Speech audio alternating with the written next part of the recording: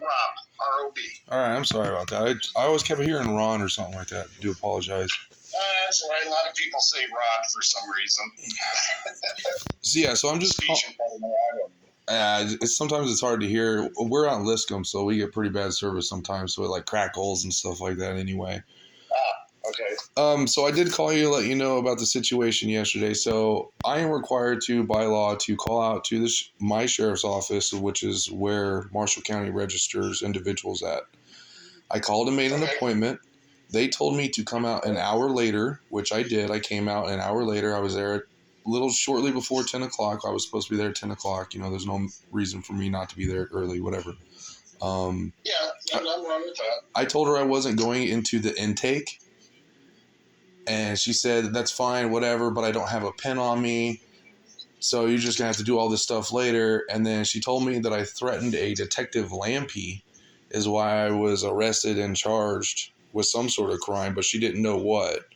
And then when I asked her for an information or a Freedom of Information form and a complaint form, I was told no. And then for the next 10 minutes, I sat out in the lobby waiting for somebody to get me these forms. And then ended up spending about 20 minutes talking to 3 sheriffs out there who were just denying me these forms, all because this lady didn't want to register me. So go ahead. Do you have to register? Do you register in the jail? So the law says I'm just required to appear where they register you at. Now, I don't have to go into the intake to do the registry. They have done my registry out in the lobby before. Okay. Because all my problems started over is because of COVID, right? Because COVID started, everybody shut their doors, right? They said I was living at the halfway house. All they had to do was call the halfway house. They would have figured out I wasn't living at the halfway house. A year later, on October 2021, the same staff at the jail failed to update my information because, again, I can't appear in person. All I can do is check in over the phone. So they failed to update, but they failed to update my information then, which caused another investigation of why I failed to register while I'm fighting another case of failure to register. The problem I'm having, man, is I'm jumping through all the hoops. And just because individuals don't want to do their job means I'm getting punished for it. The Marshalltown... I already know you agree with me because the probation office in Marshalltown's already said I should have been charged with this crime.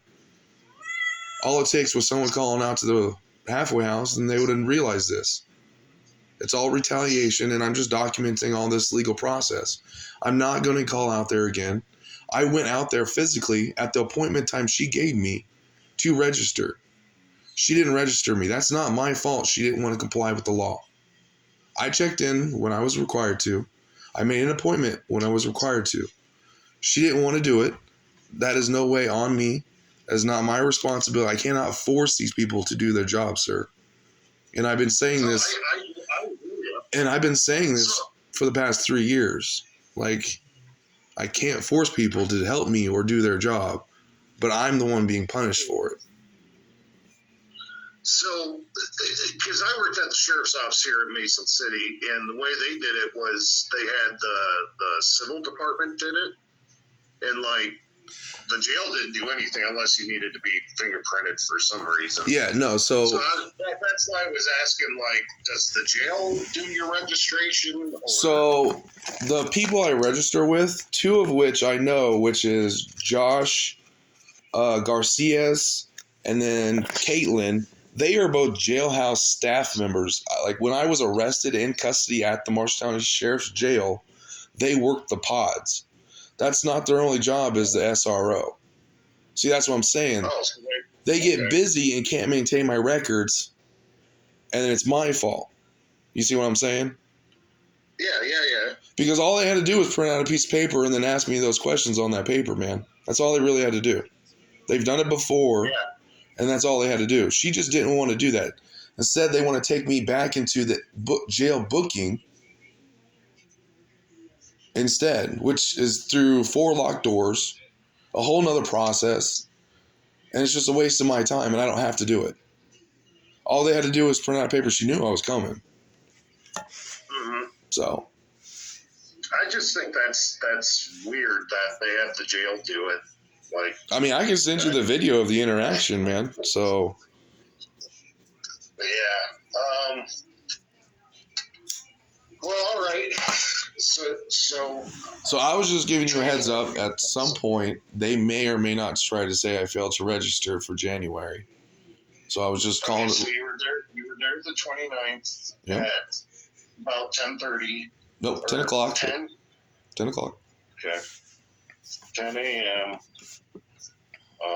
And Caitlin failed to register me. She refused to do her job. Yes.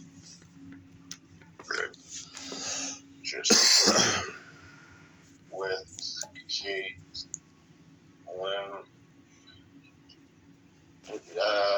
So you attempted to register with Caitlin? No, I didn't attempt to register, sir. I called and made an appointment at 9 o'clock in the morning. I gave them time, because 8 o'clock is this basic time of the day people start their days and get on shift and stuff like that. So I don't know their time. So I gave them till 9 o'clock. And then I called out there. She said, hey, why don't you come in here at 10? And I said 10 in the afternoon or 10 at night? Because sometimes they switch shifts. Like sometimes I have to go out during second. Sometimes I have to go out during first. So I just kind of wanted to make sure it was in the morning rather than the evening. And she said, no, 10 in the morning. So I went out there that morning to register. That's the whole purpose of me going out there to that jail on the 29th was to register for the sex offender registry.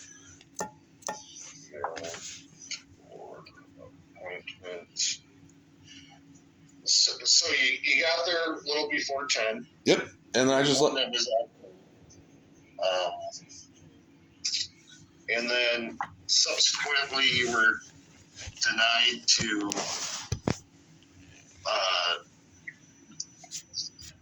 do the registration, or is that where they wanted you to come back to the jail and do it? So again, she didn't bring any paperwork with her to do the registry out in the lobby. Okay. So she wanted me to take me all the way back into the jail intake, which is through, I think, 4 or 5, one of those, the big secure buildings, man, the jail buildings. And there's no reason for me to go back there whatsoever, because during COVID, I didn't have to go back there at all. All I had to do was call over the phone. She's the one that wanted me to make an appearance. Okay.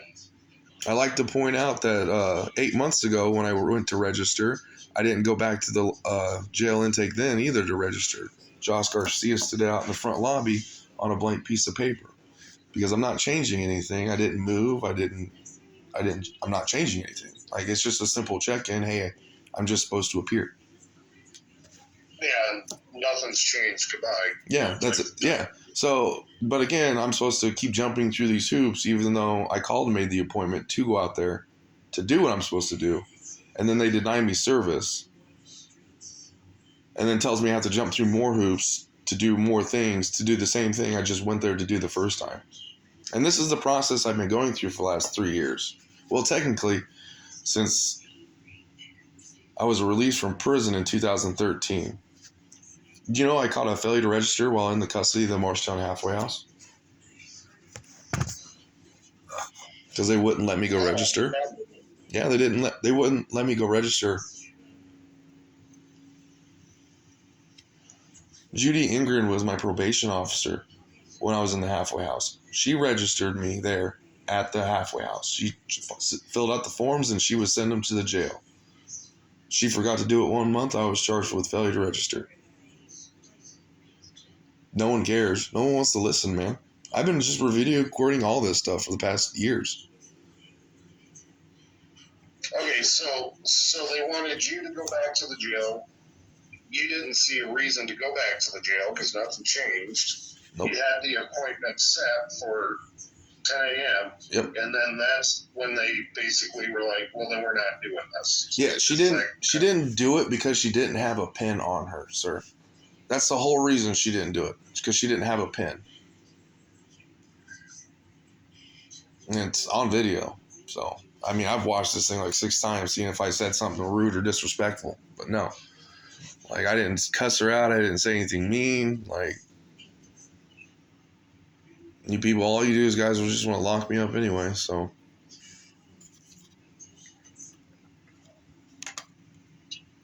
So the only reason she didn't want to do it was because she didn't have a pen on her. Correct.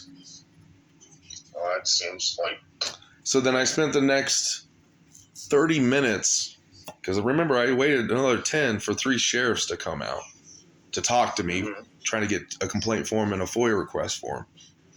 So then I was there another 30 minutes talking to them. So I was there a total of almost a whole hour in that lobby, and she could have registered me. So, but Mike is. So what did the other 3 sheriffs say? Well, the sheriffs were refusing to force her to do her job because first they wanted to say it wasn't business hours, right? That it has to be during business hours. Well, if I call and make an appointment and I'm told to come out that same day, that means it's business hours. So then they want to give me. Well, yeah, they told you to come. Like, I know. I would have shown up. I know. Exactly. And then they refused to give me the complaint form and the FOIA request form because, again, it wasn't during business hours.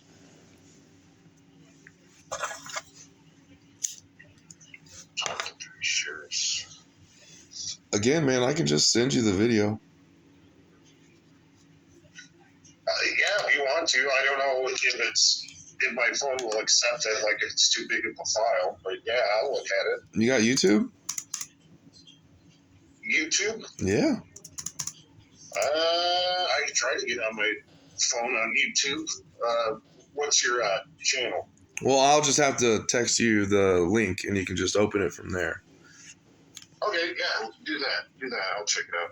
To be sure it's told me it's not business hours. It's not business hours. After.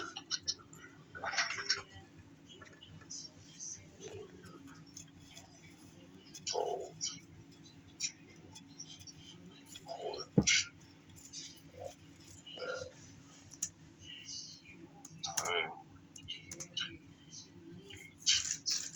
Okay, yeah. You want to text me the link, and I'll make a call to Marshall County and see what the hell their deal is. I wouldn't worry about it, man. Like I said, I was just calling to let you know, because once they start their process,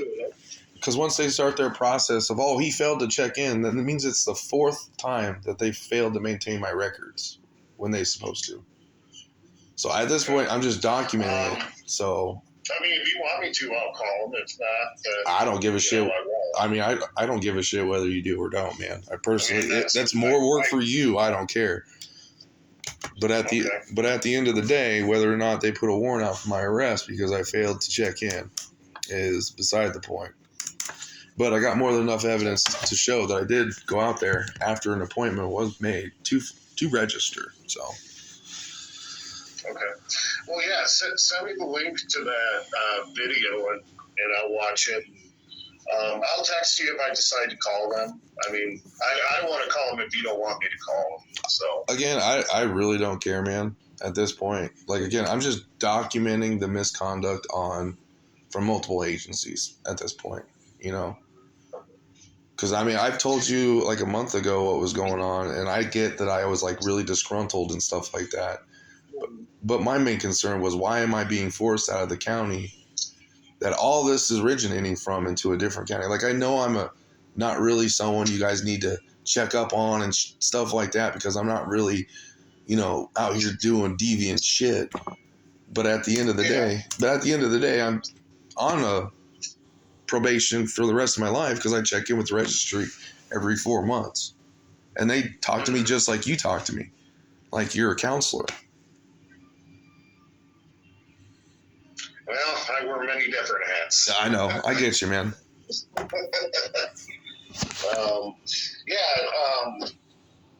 No, I appreciate you calling me. I'll make a note of everything we talked about. If I have any questions, or if you have any questions, just feel free to reach out. See, this week I work.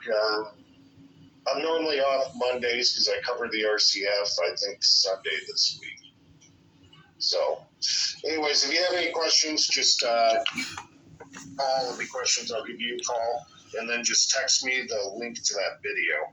Yes, sir. I do want to ask. I'm supposed to contact you on the 7th. Can we just push that back since I'm contacting you now? On the 7th. What? Hold on. Let's see. On the 7th. Yeah, we can do that. I mean, I don't really care. I can still call you whether or not. I was just asking.